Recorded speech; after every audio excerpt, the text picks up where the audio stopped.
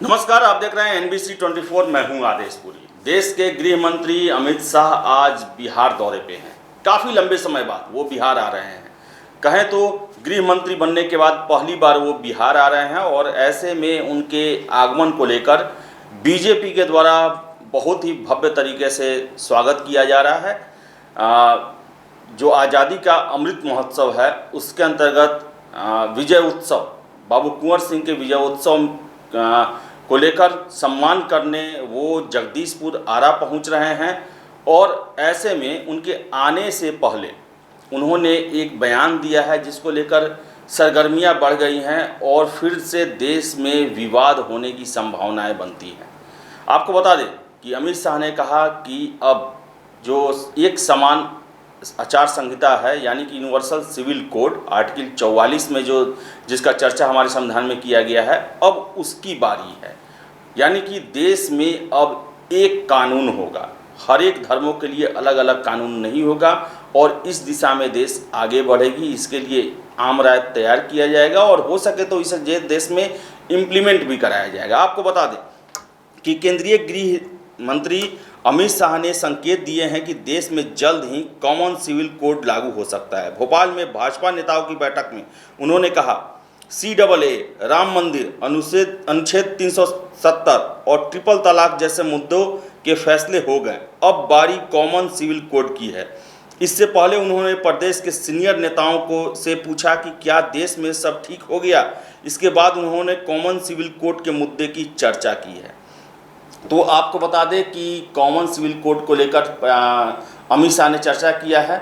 आपको बता दें कि कॉमन सिविल कोड जो है वो भारत के संविधान के नीति निर्देशक तत्व जो हैं आर्टिकल 44 उसमें इसका चर्चा किया गया है और उसमें ये कहा गया है कि पूरे देश के लिए एक कानून होना चाहिए। जबकि अभी आपको हम बताएं कि भारत में जो क्रिमिनल लॉ है वो सबके लिए एक समान है, लेकिन इसके साथ ही साथ आपको बता दें कि उत्तराधिकार के नियम जो हैं, शादी के नियम जो हैं, संपत्ति के नियम जो हैं, वो अभी तक हर एक धर्म को लेकर अलग अलग है। देश में मुस्लिम पर्सनल लॉ बोर्ड है, हिंदू जो है उनका एक अलग नियम कानून है, क्रिश्चियन का अलग है, सिख का अलग है और इन सब को मर्ज करके एक कानून बनाने की बात जो है वो संविधान कहता है। संविधान के अनुसार ये राज्य के नीति निर्देशक हैं। राज्य को ऐसे प्रयास करने चाहिए कि देश में एक कानून की व्यवस्था हो, यानी कि जो शादी के नियम हैं, जो उत्तराधिकार के नियम हैं, जो संपत्ति बंटवारे के नियम हैं, जो तलाक की संबंधी जो नियम हैं, वो सारे देश में एक होने चाहिए। और आपको बता दें कि आज तक इस पर कोई सरकार ने कुछ किया नहीं, लेकिन बीजेपी का शुरू से ये मैनिफेस्टो में रहा कि उन्हें देश में यूनिवर्सल सिविल कोड लागू करना है, आर्टिकल 44 के प्रावधानों को इम्प्लीमेंट कराना है और बीजेपी बहुमत में है। आपको बता दें कि बीजेपी ने अपने जितने भी मैनिफेस्टो के जो घोषणा पत्र के जो उनके शपथ थे उनको लगातार पूरा किया।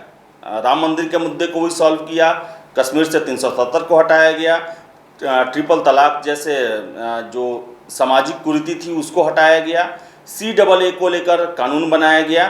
तो वही अब इनका आगे का मकसद है कि देश में यूनिवर्सल सिविल कोड लागू किया जाए। और भोपाल में यानी कि आज बिहार आ रहे हैं उससे एक दिन पहले मध्य प्रदेश में भाजपा नेताओं से बात करते हुए अमित शाह ने इसके लिए जो है वो अपने संकेत दे दिए हैं कि देश को तैयार रहना चाहिए कि देश में अब एक कानून होगा।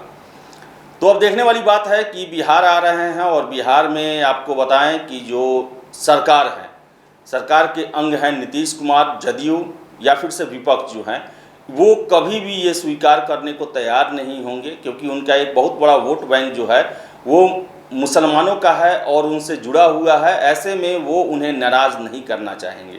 और आपको बता दें कि हमेशा से मुस्लिम तुष्टीकरण को ही लेकर देश के किसी भी राजनीतिक दल ने अभी तक इस आर्टिकल को लागू करने की हिम्मत तक नहीं दिखाई और एक तरह से कहें तो उन्होंने विरोध ही किया। ये संविधान में प्रोविज़न बस पड़ा हुआ है, 1950 के बाद से इसको लेकर कोई भी कदम नहीं उठाया गया। बीजेपी हमेशा ये वादा करती है, मैनिफेस्टो में रखती है कि हम जब भी आएंगे इसको लेकर काम करेंगे। अभी तक कुछ भी नहीं किया गया है, लेकिन इस पर आगे बढ़ने के इंडिकेशन जो हैं, संकेत जो हैं वो केंद्रीय गृह मंत्री के द्वारा दे दिए गए हैं। तो ऐसे में प्रश्न उठता है कि अगर बिहार आते हैं अमित शाह, तो क्या बिहार की धरती से ही यूनिवर्सल सिविल कोड को लेकर वो कुछ बातें देश के लोगों के साथ करेंगे, या फिर एक राय बनाने की कोशिश करेंगे, या फिर इस मुद्दे को रखकर वो देश के हालात और देश की इच्छा जो क्या है, राजनीतिक दलों की इच्छा क्या है, लोगों की इच्छा क्या है, उसको जानना चाहेंगे। तो बहुत ही आज इंटरेस्टिंग उनका दौरा होने वाला है। और आपको बता दें कि सबसे बड़ी बात, 2020 विधानसभा चुनाव होने के बाद पहली बार देश के गृह मंत्री बिहार पहुंच रहे हैं, और बिहार के मुख्यमंत्री से मिलने का उनका कोई कार्यक्रम भी नहीं है। वो पटना आएंगे और पटना से सीधे जाएंगे आरा में उनका 2 जगह प्रोग्राम है। वहाँ पर वो अपना प्रोग्राम करेंगे, अपने पार्टी के नेताओं से मिलेंगे, बात करेंगे और सीधे गया से दिल्ली निकल जाएंगे। और आपको बता दें कि अमित शाह की आज यात्रा है। और एक दिन पहले जो है नीतीश कुमार अपने धूल विरोधी राजद के इफ्तार पार्टी में शामिल होते हैं। राजनीतिक पंडित जो हैं या लोग भी जो हैं, वो बिहार में राजनीति के परिवर्तन होने के संकेत के रूप में इसे देख रहे हैं। और अमित शाह के आने से पहले भी ये चर्चाएं हो रही थी कि अमित शाह का बिहार आना बिहार में कुछ न कुछ परिवर्तन का संकेत देता है। तो देखते हैं क्या होता है, लेकिन राज्य स्तर पर भी बहुत कुछ होने की संभावनाएं हैं, और पूरे देश के स्तर पर भी यूनिवर्सल सिविल कोड को लेकर हो सकता है कि बिहार की भूमि से ही इसके बारे में कुछ घोषणा की जाए, बातें की जाए, या फिर रायशुमारी के लिए ही इस बात को उठाया जाए।